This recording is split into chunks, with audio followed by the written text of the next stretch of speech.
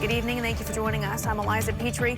It is day 3 in the trial of the former Sangamon County Sheriff's deputy charged with the murder of Sonia Massey. Today, jurors heard opening statements and testimony from 4 witnesses. Our Spencer Davis joining us now here in studio, while the rest of our team is in Peoria, bringing us all of the very latest. Spencer, I know you're going to give us a breakdown of that witness list just in a couple of moments. But first, let's send it over to our Dawn Sterling and Monique Davis, who are live outside of that courthouse with the latest.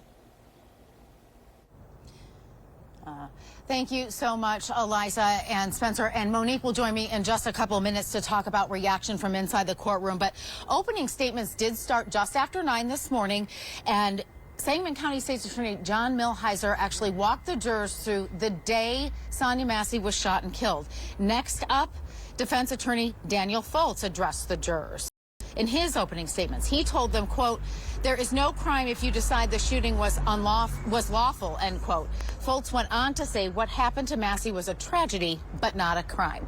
Witnesses called today include State Police Lieutenant Eric Weston, Sangamon County Dispatcher Catherine Barton, retired Sangamon County Deputy Chief Anthony Mayfield. Now, perhaps the most moving and significant testimony of the day and the witness to take the stand was his partner, Deputy Dawson Farley. He was Grayson's partner that night that Sonia Massey was shot and killed.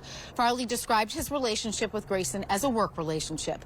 He said he did not see Massey as a threat, saying he only drew his weapon because he was trained to back his partner. Farley also testified Grayson told him not to bother getting his medical bag and rendering aid after Massey was shot. The defense focused on the discrepancies between Farley's initial report on July 9th and when he reached out to clarify his statements on August 6th. Grayson was indicted between those dates on July 17th. Now, again, our Monique Davis is coming in now, and she is going to explain to us this emotional day in court, because not only was this testimony, 911 dispatchers, and then also we had his partner, we also saw body camera video. So what was the court like as a whole today, and was it different than Monday? It was definitely different than Monday. So I'm going to start with Farley's testimony.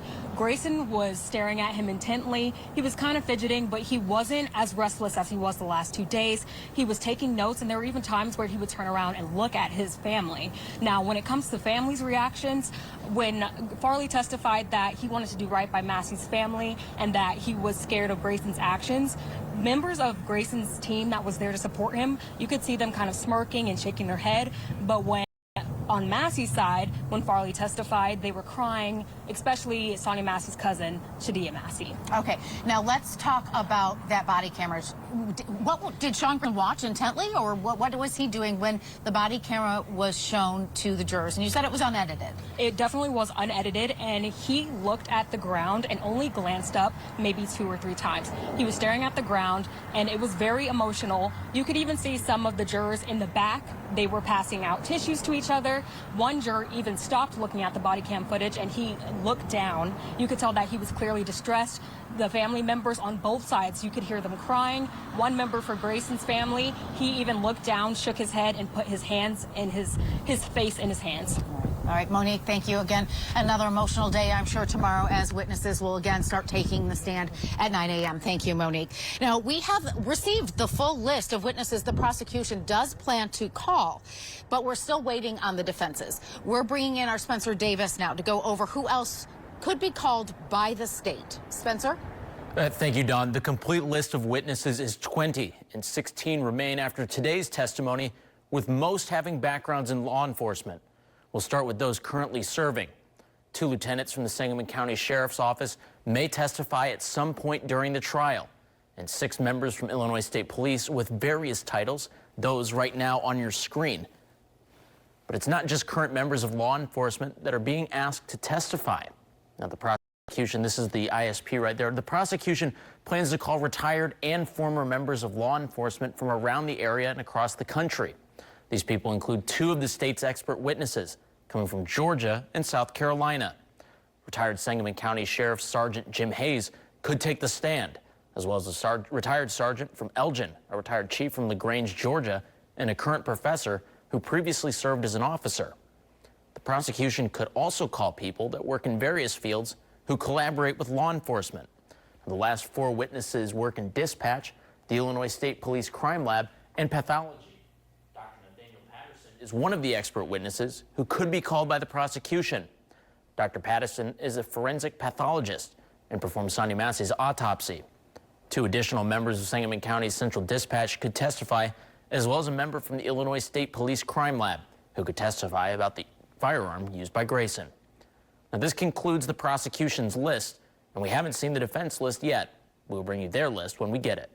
Reporting for Fox Illinois, I'm Spencer Davis.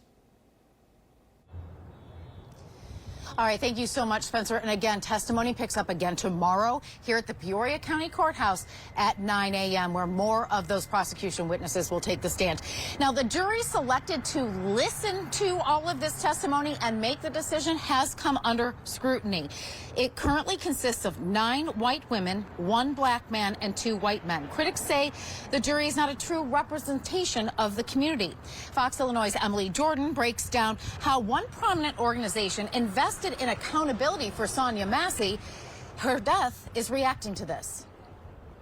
I spoke to Dr. Kelly Hurst, the managing director for the Massey Commission, who told me she's disappointed with the final turnout of Sean Grayson's jury. As we've reported, the final jury selection isn't statistically representative of Peoria County's demographics, with a majority white jury. That includes the initial jury pool as well, from which all jurors were selected from. Only one of the jury members is a person of color, including the alternates. The whole reason that we're here is for love of Sonya Massey and her family, in a community that said that that's not good enough for us. To not include their voices is diametrically opposed to what the Massey Commission was formed for, to actually listen to those voices. It just means that this is another voice, another population that is not being heard from once again. Dr. Hurst said that she's looking forward to seeing what the rationale was for the final jury selection. She argues that it's not as if Peoria County didn't have black women in the county who could have served. Earlier this week, I spoke to Christian County State's Attorney John McWard about how the jury selection process works. McWard says both the prosecution and defense are looking for jury members to appeal to their argument. I asked how those influences are balanced to keep jury selection fair. It's really based on just the jury pool. So it's not strategically we're sending jury subpoenas to one neighborhood over the other. It's supposed to be a fair cross-section.